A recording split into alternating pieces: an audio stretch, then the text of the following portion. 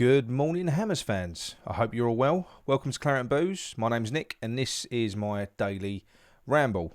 First of all, I'd like to apologise for last night's show, which got cancelled last minute.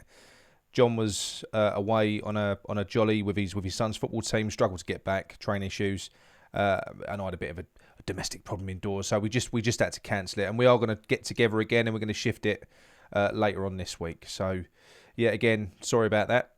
But I'm back now. I'm probably going to run through a lot of the talking points that we were due to be talking about yesterday. And I'll debate them with myself because there's nobody else here. But you can help me. You put some comments in there and we can have a little natter later. But before we get started, as always, if you're new to the channel, please drop us a like on the video. It really helps us, tells YouTube to spread it far and wide. And why not subscribe? With really good growth in this past month since we've been back. It's been brilliant. So thank you all so much for subscribing. And yeah, if you're new, jump on board.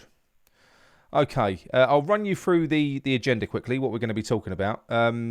So we're going to touch on the recent friendlies and what we've taken from them, if anything.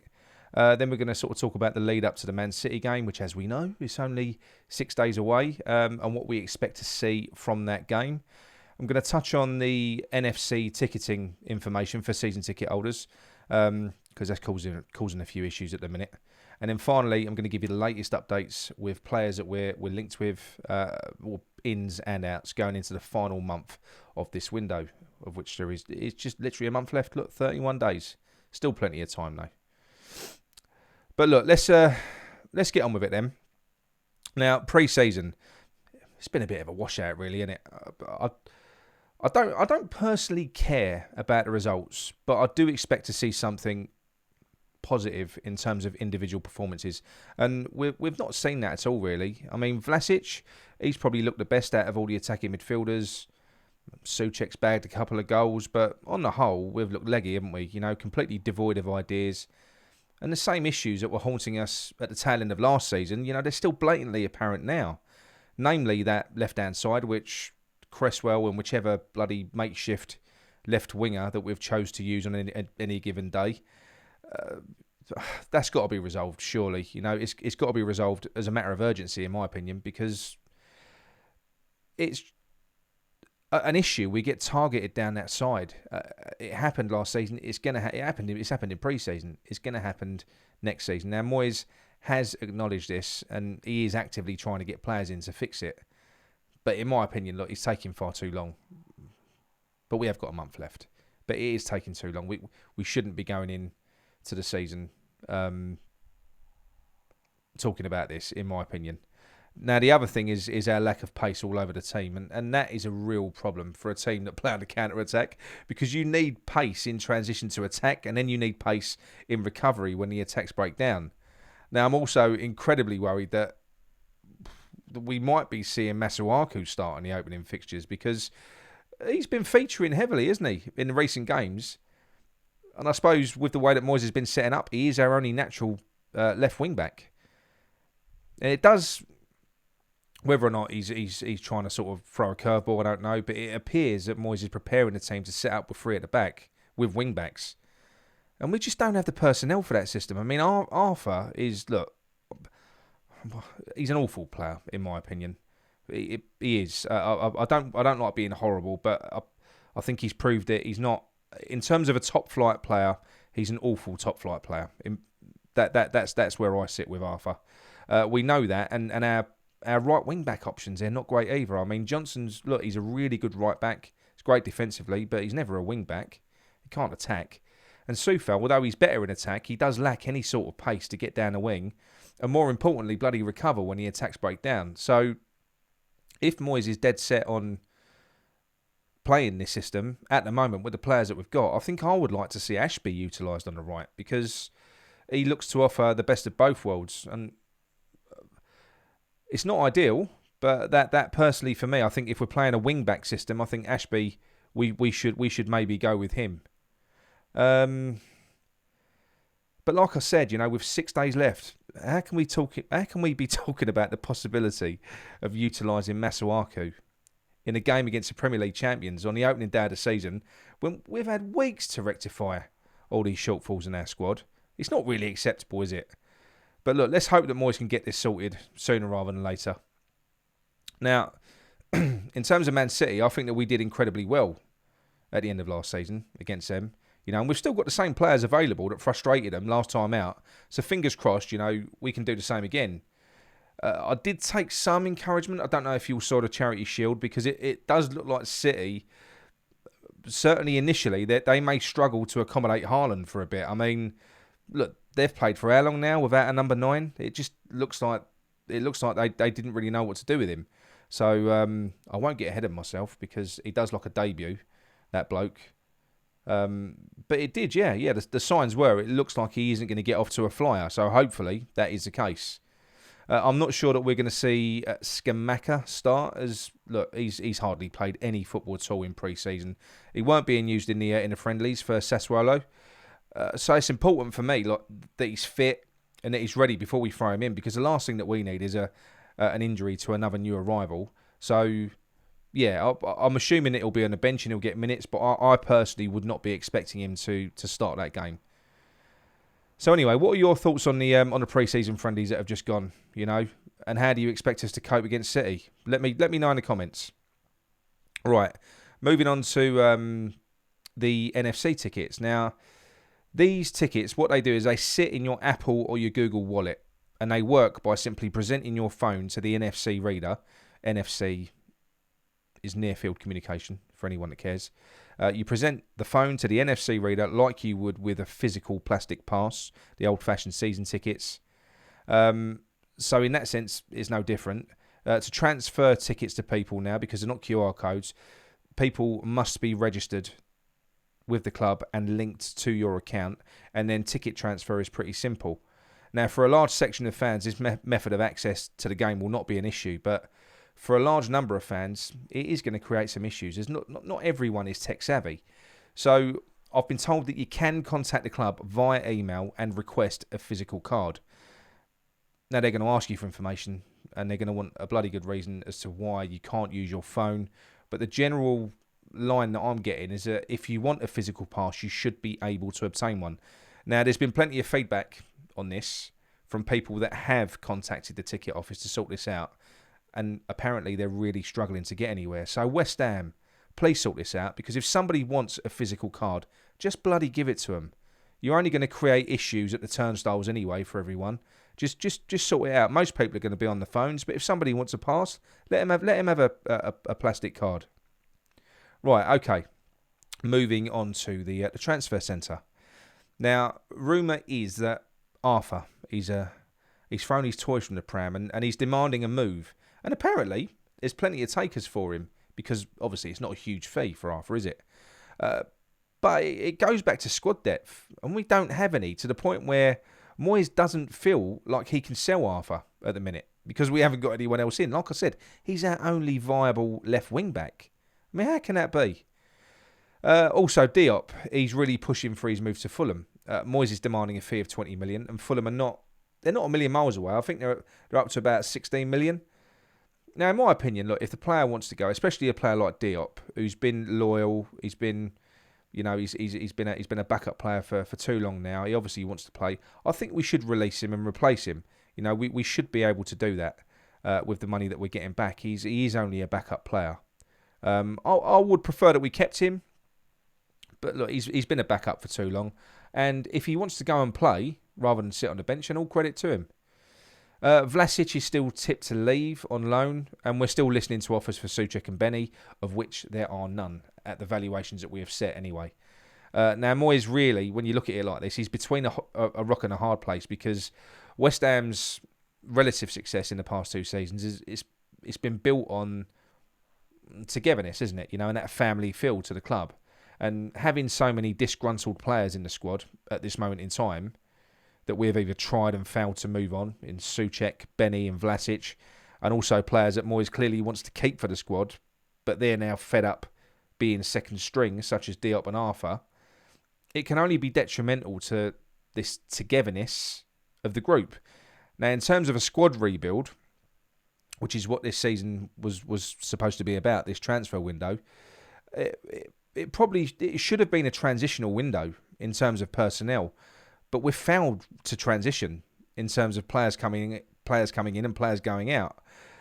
So the club and some of these players are stuck. Now, maybe I'm reading too much into this, and hopefully I am, because otherwise it could be a bit of a tricky situation if we've got an unhappy dressing room, you know. But anyway, look, on to the juicy bit. Incoming players. Now, David Moyes has gone into full stalker mode on Kostic, who's already made it clear he doesn't want to come to us because he wants Champions League football, or he wants to go to Serie A, whatever. But Moyes ain't having any of it. No, he's hiding in the bush. He's following him around. He's spoken to his agent, and we've gone back in with a fresh bid. And this time, we're leveraging the agent properly to do direct communication with the player, because I'm assuming that we've agreed a fee with the club now. So we're talking to the player. And the offer that we're putting on the table is substantially higher than what we've offered him already. And because Kostic has come out and said that he wants to play out his contract and leave on a Bosman, we're putting an offer on the table that would be the equivalent or more of what he could expect if he left on a Bosman. So I'm assuming massive signing on fee, massive wages. Now look, if it works, great. I don't really care what we pay players. It's not. I know some people get funny about it. It don't bother me. I don't expect Kostic to want to come to West Ham. Why would he choose to leave a team that he plays for that are now in the Champions League for us? There's only one reason: for money. That's fine. Get him in. We know he's a top player. I think he would be loved at West Ham as well. He's exactly the type of player that we want. It's a type of deal that could come off. It could. Or it might not. I don't know. No one knows. But look, if he pulls it off, I'll be happy. But Dave, seriously, mate, you need to learn when to move on. Just don't waste too much more time on this player, please. Okay, we're running out of window. The alternative player in that position is Borna Sosa, who I've already spoken about.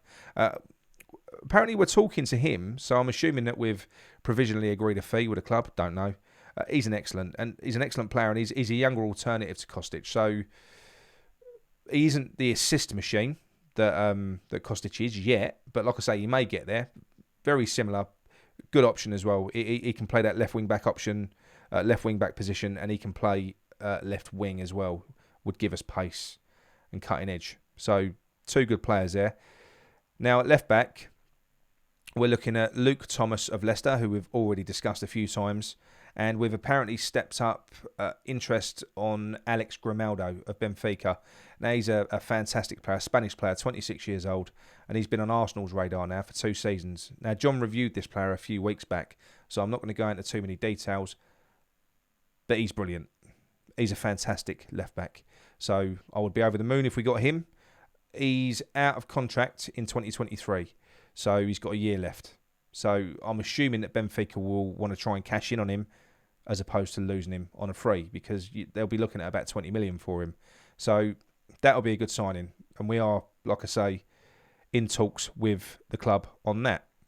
There's also rumours that we're looking at bringing in the likes of Luke Shaw. That's not happening, right? His wages are too high and he's injury prone. It's never happening. It's not. I like Luke Shaw as a player.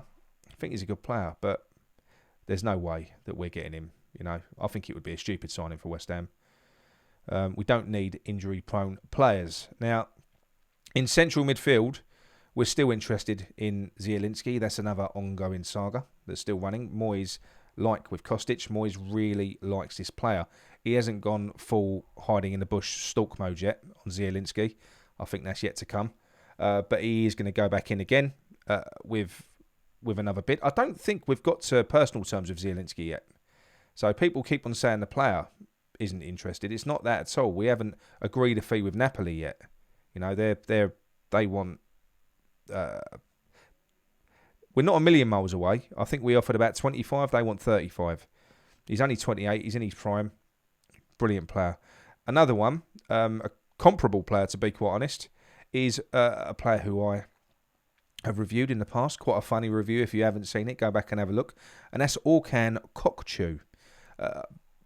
he's on the list. He's still on the list, and we're expected to step up our efforts to sign him if these other deals fall away. Now, the other player that we've all spoken about over and over again is Onana from Lille. And we're expected to go back in for him again this week. And I'm happy about that. You know, we all know that Lille want 50 million. We've gone in at 25. They said no. We want 50. We went in at 30. They said no. We want 50. We went in at 35. They said no. We want 50. The last one, we went in at 38 million. That was rejected as well. So we're going in again. There's only 12 million difference from what they're asking for. If we're going back in again, I get the feeling that we're actually going to try and push this deal through, because he would be key to us getting used to life after Declan Rice, if and when that ever happens. He's exactly the right type of player. Plus, he would transform our midfield now. He gives us everything. He gives us everything that you need in central midfield. He's a powerhouse. He's a beast. He's a central defensive midfielder that would free Declan Rice up to go and push forward and work on that part of his game. And that would give us drive in the middle of the park. It would give us pace because Rice can carry the ball. This player can carry the ball. He can do everything. He's combative. He breaks up play. He's got great passing range. He's got a lot, really. He's only 20. He could. This is a type of player, unlike Souček when he plays next to him, this player could outshine Dec. He could do. So for 50 million, I think it's a no-brainer when you look at the money that we're likely to get back for Rice, if and when Rice does go. It's important that we do that. Plus, that year, because they're all saying that Rice is going to go next season, to have this player with a year's experience before that happens is key. So I'm quite confident that that is the way that Moyes is thinking, because it's logical. So I wouldn't be surprised if we saw. Well, actually, I'd be surprised if we didn't see Onana happen. He's a player that wants to be here as well. Arsenal have tried to sign the player in recent weeks, but due to the volume of players that Arsenal have got in midfield, he's not interested. And Liverpool have tried the same.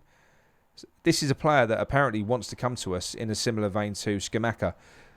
So just get it done. You know, it's nice to have players that want to come to you. You know, I know Moyes seems to like chasing players that don't want him, but anyway, other players. Now, the likes of... This is not a player that I've really spoken about much because I didn't think that we were in the market for these types of players. The likes of McNeil, Cornet, Sarr, Dennis. I think they might be on Moyes' radar, but they would be way down the bottom of his list because he's looking at different types of players. Okay? And apparently Cornet, or Cornet, I don't know, that's another one. How you say his name. It's just Cornet. I'm going to call him Cornet. He's likely to have moved on by the time that we eventually get to Cornet's position in David Moyes' list, because he's already talking to clubs and he's expected to move next week. So he's talking to Everton and a few others. So he's probably going to be gone. Everton are mopping up all those types of players. Same can be said of Dennis and Sarr. The media have linked us with these players, but look, there's no indications ever that Moyes has been interested in them. So I'm not sure that we can read anything into them. But look, that's enough rambling for me for one day. Now, if you're still watching, please drop us a like on the video, and why not subscribe while you're at it? Gary's going to be back tomorrow. We'll be putting out probably 4 or 5 videos this week. So I'll see you later on in the week. Now, I hope you all have a fantastic week, and let's hope that West Ham get some business over the line. So until next time, have you hands.